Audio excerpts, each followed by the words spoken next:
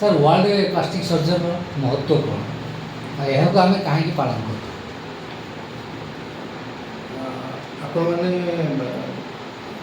अधिकांश लोक जानते जे प्लास्टिक सर्जरी उद्भावन ये आम इंडिया सुश्रुत बोली जड़े सर्जरी विशेषज्ञ थे जे कि सर्जरी सहित अनेक प्लास्टिक सर्जरी ऑपरेशन भारत में नुह समस्त पृथ्वी में प्रथम थर करते आगु जुलाई 15 को आम नेशनल प्लास्टिक सर्जरी डे भाव पालन करते किंतु तार किछि वर्ष पर 34 देशर आमर प्लास्टिक सर्जरी सोसाइटी प्रेसिडेंट मैंने मिसिक डिसाइड कले जे प्लास्टिक सर्जरी विषय लोक अवगत करवा तार कौन कौन नुआ जिनस लोक मैंने किभली उपकृत होती लोक मन जिन सब मिसकनसेप्शन अच्छी प्लास्टिक सर्जरी को लेकिन सेगुड़ा दूर करने समग्र वर्ल्ड रे से नेशनल प्लास्टिक सर्जरी डेटा को आम वर्ल्ड प्लास्टिक सर्जरी डे भाव में सेलिब्रेशन करूँ तेणु आगुरी जोटा जुलाई 15 नेशनल प्लास्टिक सर्जरी डे था बर्तमान किसी वर्ष है ये जुलाई 15 को आम वर्ल्ड प्लास्टिक सर्जरी डे भाव सेलिब्रेशन करूँ।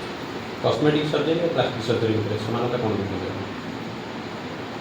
अनेक लोक मन धारणा थाए जे प्लास्टिक सर्जरी और कॉस्मेटिक सर्जरी दुईटा सामान जिनस किंतु सेटा सामान जिनस नुह कहीं अनेक लोग भावती जे जमीक खाली ब्रेस्ट सर्जरी हो राइनोप्लास्टी सर्जरी हो मुहर गोटे फेसटा चेंज करदे कि दाग लिपीजा यहाँ को आम प्लास्टिक सर्जरी भाव किंतु आपण मैंने जानी आश्चर्य हे जे प्लास्टिक सर्जरी डिपार्टमेंट रे 13टी सब स्पेशलिटी अच्छी जमीक माइक्रोवास्कुलर सर्जरी जो थे कि आम रक्तनाली कटिगले जोड़ी था ब्राकियल प्लेक्सस सर्जरी जमीक किसी आम नर्व अच्छी स्नायु अच्छी जोड़ा एक्सीडेंट डैमेज होगले रिपेयर कर peripheral nerve surgery cleft surgery maxillofacial trauma surgery pressure sore surgery burn surgery aesthetic surgery यही सबूक डिपार्टमेंट आम प्लास्टिक सर्जरी भितर जाती लोक मन सदाबले गोटे भ्रांत धारणा थाए जे प्लास्टिक सर्जरी कहले खाली कॉस्मेटिक सर्जरी करूँ।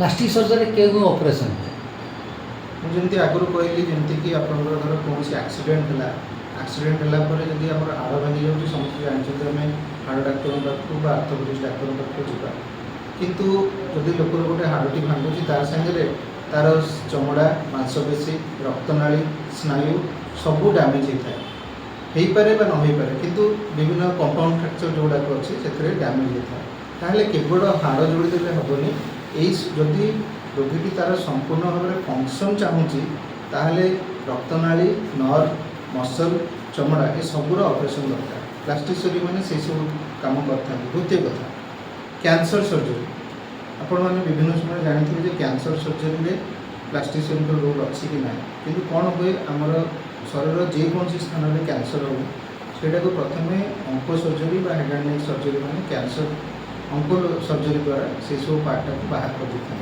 तापर पाटी हो ओठ हो जीभ हो कि जौबन हो कि सार्कोमा हो कि स्किन ट्यूमर हो से बाहर कर से जगह को गोटे फ्लैप सर्जरी द्वारा से जगह को पूरण कराए आम फंक्शन भी पाऊ और भल रूप भी पाऊ तेणु यही दुईटी हूँ मेन सर्जरी ता छड़ा cleft surgery nerve surgery burn surgery breast reduction breast augmentation rhinoplasty एभली विभिन्न प्रकार सर्जरी प्लास्टिक सर्जरी करा जाता है। सर जो ट्रॉमा एक्सीडेंट रे प्लास्टिक सर्जरी डाक्तर भूमिका कौन रोच ट्रॉमा सर्जरी हूँ गोटे टीम वर्क जेकोसी लोकर जदि एक्सीडेंट होची सेटा सदाबले गोटे मिलित भाव में गोटे ऑर्थोपेडिक सर्जन गोटे न्यूरो सर्जन गोटे प्लास्टिक सर्जन भास्कुलर सर्जन बा ट्रॉमा सर्जन ये समस्ते मिसिक जब गोटे लोक को देखिए तार मुंड टू गोड़ पर्यंत प्रथम निरीक्षण करने दरकार। ट्रॉमा सर्जरी बेसिक प्रिंसिपल बा नियम हूँ life is more important that live जदि गोटे लोकर मुंडरे आघात लगी से मुंडर ट्रिटमेंट करने निहाती दरकार प्रथम किंतु तार जब अलग कौन अंगरे असुविधा ना तापर आम देखू तार हाड़ की गोड़ हाथ बा गोड़र हाड़ भांगी कि ना जदि हाथ और गोड़ भांगी तापर आम देखू तार रक्तनाली कटुची कि ना जदि कौन क्षेत्र में तार हाड़ भांगी रक्तनाली भांगी स्नायु भांगी ताहले कंबाइंड टीम अप्रोच रे प्रथम ऑर्थोपेडिक्स डॉक्टर द्वारा ऑपरेशन हाड़ फिक्सेशन है भल फंक्शन पाइबा भल रिजल्ट पाइबा फ्यूचर में प्लास्टिक सर्जरी कर सर अनेक लोग भावती प्लास्टिक सर्जरी मैंने सौंदर्य वृद्धि करवा ତ ଏଇଥିରେ ଆପଣଙ୍କ ମତାମତ କ'ଣ ରହିବ? ସୌନ୍ଦର୍ଯ୍ୟ ବୃଦ୍ଧି କରିବା ପାଇଁ ଆଜିକାଲି ଅନେକ ଲୋକ ବୋଟକ୍ସ ବା ଫିଲର ବା chemical filling, laser, Derma roller ଏସବୁ ବିଭିନ୍ନ ପ୍ରକାର ନୂଆ ନୂଆ ମେଥଡ଼ ବାହାରିଛି।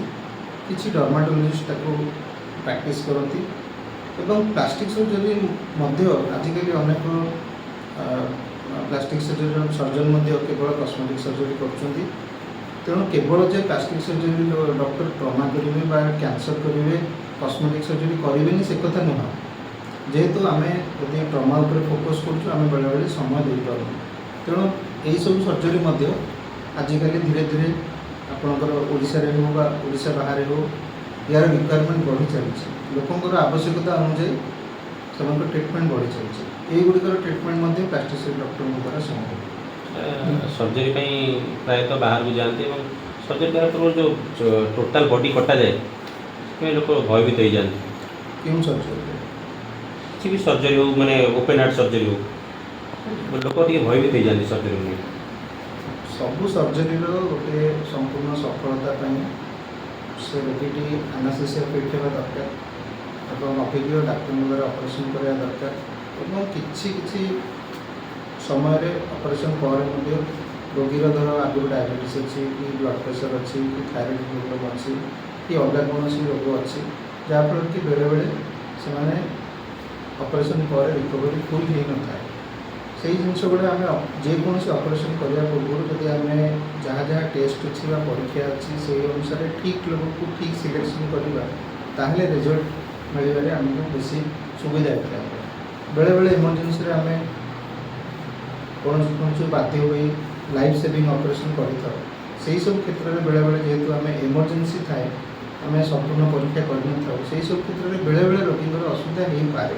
କିନ୍ତୁ ଯଦି ଇଲେକ୍ଟିଭ୍ ସର୍ଜରୀରେ ଯେଉଁ ସର୍ଜରୀ କହିଲେ ପର୍ଟିକୁଲାରଲି କସ୍ମେଟିକ୍ ସର୍ଜରୀ ହେଉ, କ୍ୟାନ୍ସର ସର୍ଜରୀ ହେଉ, କ୍ଲେଫ୍ଟ ସର୍ଜରୀ ହେଉ କି ବ୍ରାକିଆଲ୍ ପ୍ଲେକ୍ସର ସର୍ଜରୀ ହେଉ କି ଲଙ୍ଗ୍ ଡ୍ୟୁରେସନ୍ ସର୍ଜରୀ ହେଉ, ଯଦି ଆମେ ସେଗୁଡ଼ିକ ଅପରେସନ୍ କରିବା ପୂର୍ବରୁ ତା'ର ସମ୍ପୂର୍ଣ୍ଣ heart checkup, blood checkup, ଲଙ୍ଗସ୍ checkup ଅଲଗା ଯାହା ଯାହା ରିକ୍ୱାରମେଣ୍ଟ ଅଛି ଚେକଅପ୍ କରିବା ତାହେଲେ ଅପରେସନ୍ର ସଫଳତାଟା ବଢ଼ିବ। ସାର୍ କିଛି ଲୋକ ସର୍ଜରୀ କଥା ବହୁତ ଲୋକ ଜାଣିଛନ୍ତି ଆଉ କିଛି ଲୋକ ବି ଜାଣିନାହାନ୍ତି। ସର୍ଜରୀ କଥା କହିଲେ ଲୋକମାନଙ୍କ ଭିତରେ ଯେଉଁ ଡରଟା ରହୁଛି ତାକୁ କେମିତି ଦୂରୀଭୂତ କରିପାରିବା ତାକୁ ନେଇ ଆପଣ କ'ଣ କହିବେ? ଭଲ କ୍ୱେଶ୍ଚିନ୍ ପଚାରିଲେ। ଆକ୍ଚୁଆଲି ଆଗରୁ ଆମର ଷ୍ଟେଟ୍ରେ ବା ଆମ ଦେଶରେ ଯେମିତିକି କ୍ଲେଫ୍ଟ ସର୍ଜରୀ ହେଉ ଲୋକମାନେ ଡରୁଥିଲେ। ଏବେ ବି ଆମେ ଗୋଟେ ଗୋଟେ ଗ୍ରହଣ କରିବା ପେସେଣ୍ଟ ଦେଖୁଛୁ ଯେଉଁମାନେ କି 50 ବର୍ଷ 60 ବର୍ଷ ହେଲା ଅଛି ଅପରେସନ୍ ହେଇନାହାନ୍ତି। ଏବେ ଆମେ ସେସବୁ ଅପରେସନ୍ 3 ମାସ 6 ମାସରେ ବି କରିପାରୁଛୁ। ତା'ର ମେଜର କାରଣ ହେଲା ଏବେ ଆନାସ୍ଥେସିଆ ଡିପାର୍ଟମେଣ୍ଟ ବହୁତ ଡେଭଲପ୍ କଲାଣି, ଆମ ପାଖରେ ଭଲ ଭଲ ଯନ୍ତ୍ରପାତି ମିଳିଲାଣି। ତାପରେ ଯେମିତି କହିଲି ପରୀକ୍ଷା ନିରୀକ୍ଷା ବି ଡିଟେଲିଂରେ ଆମର ହେଇପାରୁଛି। ତେଣୁ ଯଦି ସେହିସବୁ ଜିନିଷ କେୟାର ନିଆଯାଉଛି ତାହେଲେ ଆମେ ଏବେ ପ୍ଲାଷ୍ଟିକ୍ ସର୍ଜରୀରେ 3 ମାସ 4 ମାସରେ ବି କ୍ଲେଫ୍ଟ ସର୍ଜରୀ କରିପାରୁଛୁ। 60-70 ବର୍ଷ ରୋଗୀ ବି ଭଲ ହେଇକି ଯାଇପାରୁଛନ୍ତି। ତେଣୁ ଯଦି ଲୋକର ତା ସାଙ୍ଗରେ ଅନକଣ୍ଟ୍ରୋଲ୍ ଡାଇବେଟିସ୍ ଅଛି, ଅନକଣ୍ଟ୍ରୋଲ୍ଡ ହାଇପର ଟେନସନ୍ ଅଛି କି ଥାଇରଏଡ଼୍ ପ୍ରୋବ୍ଲେମ୍ ଅଛି କି ଅଲଗା କୌଣସି ପ୍ରୋବ୍ଲେମ୍ ଅଛି କିନ୍ତୁ ଯେଉଁଥିରେ ଆମକୁ ସର୍ଜରୀ କରିକି ଗୋଟେ ରିସ୍କ ନିଆଯାଏ ସେହିସବୁ କ୍ଷେତ୍ରରେ ହୁଏତ ରୋଗୀଟି ରିକଭରି କରିନପାରେ। କିନ୍ତୁ ଆଜିକା ଦିନରେ ଆମର ସାଇନ୍ସ ସେତିକି ଡେଭଲପ୍ କରିଛି ମେଜରିଟି ସର୍ଜରୀ ସେଫ୍ଟିରେ କରାଯାଇପାରୁଛି। ସାର୍ ଆଗରୁ ଓଡ଼ିଶା ବାହାରକୁ ସର୍ଜରୀ କରିବାକୁ ଯାଉଥିଲେ, ଓଡ଼ିଶା ଭିତରେ ଏମିତି କିଛି ହେଲାଣି କି ଓଡ଼ିଶାରେ ଲୋକ ସର୍ଜରୀ କରିପାରିବେ କ୍ରିଟିକାଲ୍ ସର୍ଜରୀ?